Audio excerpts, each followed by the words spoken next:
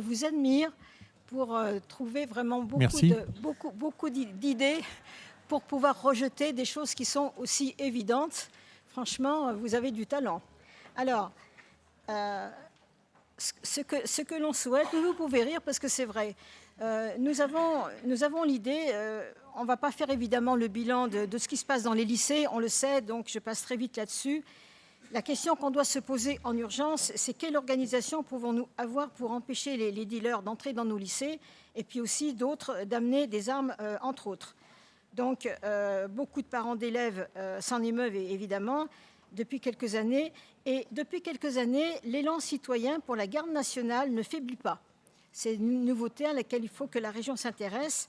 Certains veulent s'incarner comme réservistes opérationnels ou servir la réserve citoyenne de défense et de sécurité. Je fais remarquer, Monsieur Meunier, avant que vous me disiez non, cette mesure est saluée par la ministre déléguée auprès du ministère de l'Intérieur, Marlène Schiappa, qui a salué et encouragé ces initiatives, parlant même de garde nationale de demain. Voilà.